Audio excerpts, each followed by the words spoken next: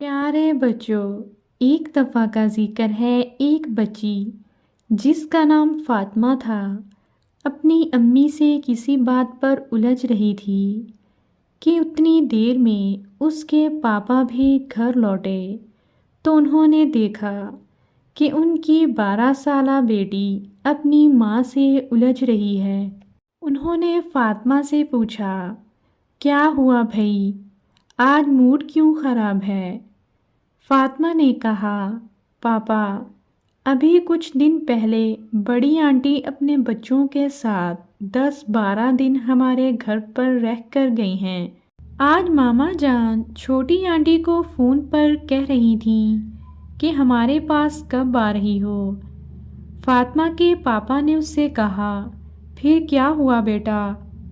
फ़ातिमा कहने लगी, होना क्या है, हम मामा से पॉकेट मनी मांगें तो 10 रुपए पकड़ा देती हैं। अगर कहें कि 10 रुपए से क्या आता है तो मामा कहती हैं, तुम्हारे पापा प्राइवेट कंपनी में मुलाजिम हैं, कोई बैंक के मालिक नहीं। भाई महंगाई के इस दौर में 10 रुपए भी गनीमत है।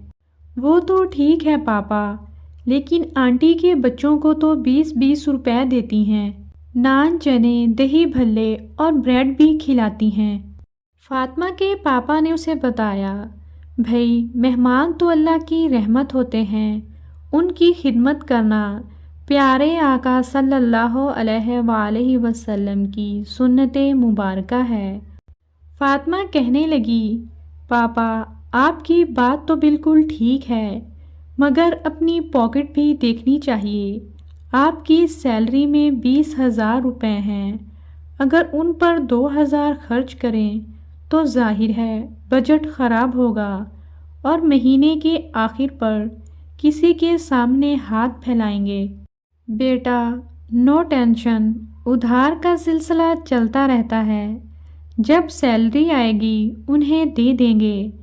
जो मेहमान आता है वो अपनी किस्मत, अपने हिस्से का रिस्क साथ लेकर आता है, और तुम्हें पता है बज़ाहिर मेहमान के आने से बजट ख़राब होता है, मगर उसके इवज़ अल्लाह ताला उस घर पर रहमतों की बारिश कर देता है। वो बज़ाहिर हमें नज़र नहीं आती, मगर वो घराना खुश रहता है। एक मर्तबा हमारे प्यारे नबी हज़रत मूसा अलैहिस्सलाम ने अल्लाह ताला से पूछा, ऐ मेरे रब, जब तू खुश होता है तो क्या करता है? अल्लाह ताला ने फरमाया, मैं मेहमान भेजता हूँ। दूसरी बार पूछा तो अल्लाह ताला ने फरमाया, मैं बेटियाँ देता हूँ। तीसरी बार पूछा तो अल्लाह ताला ने फरमाया, मैं बारिश देता हूँ। आप खुद अंदाज़ा लगाओ, जिस घराने पर अल्लाह मेहरबान होता है वहाँ मेहमान भेजता है, वहाँ का रिज़्क पहले ही भेज देता है। फ़ातिमा ने कहा, लेकिन वो कैसे पापा, मैं समझी नहीं। अच्छा तो सुनो बेटा, एक ज़माना था जब लोग घरों में मेहमान आने पर खुशियाँ मनाया करते थे, और ये आलम हुआ करता था कि अगर मेहमान किसी एक घर में आता तो पूरे मोहल्ले के घराने एक एक करके मेहमान की खातिर तवाज़ा करते। मेहमान दूसरे घराने की दावत कबूल कर लेता तो उस घर में खुशी की लहर दौड़ जाती। किसी मजबूरी की वजह से वो दावत कबूल ना करता तो अच्छे अच्छे पकवान पकाकर खुद उसके घर में पहुंचाए जाते थे। क्या अच्छा ज़माना था और क्या अच्छे लोग थे। ज़मीन पर बिछी चटाई पर दस्तरखान लगता था, जिस पर मकई या ज्वार की रोटी, लस्सी का गिलास और मक्खन रख दिया जाता था। फ़ातिमा कहने लगी, लेकिन पापा जान, आज कौन सा दूध, लस्सी, मक्खन का दौर है, ये तो पिज़्ज़ा और बर्गर का दौर है। बेटा वक्त वक्त की बात है। अच्छा मैं तुम्हें एक वाक़या सुनाता हूँ।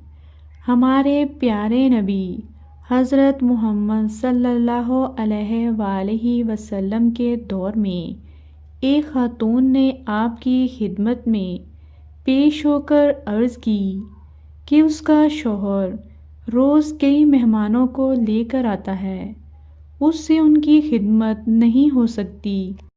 آپ صلی اللہ علیہ وآلہ وسلم نے اس خاتون کی بات سن لی، اسے کچھ نہ کہا۔ کچھ دنوں بعد آپ نے اس کے شوہر سے کہا کہ وہ ان کے گھر مہمان بن کر آنا چاہتے ہیں۔ اس شخص نے جب اپنی بیوی کو بتایا تو وہ بہت خوش ہوئی۔ اس نے سوچا کہ میں نے جو پیارے آقا صلی اللہ علیہ وآلہ وسلم سے شکایت کی تھی، شاید میرے شوہر کو سمجھانے آ رہے ہیں کہ مہمان نہ لایا کرو۔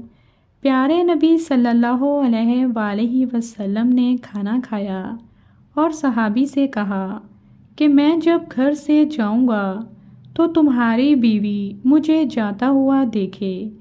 جب آپ تشریف لے گئے تو اس خاتون نے دیکھا کہ آپ کے پیچھے حشرات اور بلائیں بھی گھر سے باہر جا رہی ہیں۔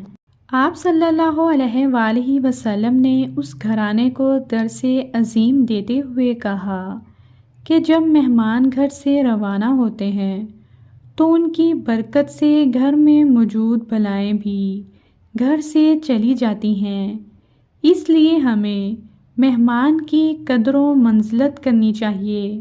فاطمہ کے منہ سے نکلا، سبحان اللہ، سوری پاپا جان، اب میری سمجھ میں آ گیا کہ مہمان اللہ کی رحمت ہوتے ہیں۔ فاطمہ نے اپنی امی سے بھی معافی مانگی اور ان سے کہنے لگی، اب میں خود چھوٹی آنٹی کو فون کر کے کہتی ہوں کہ وہ ہمارے گھر آئیں۔ فاطمہ کی بات سن کر اس کے امی اور ابو خوش ہو گئے۔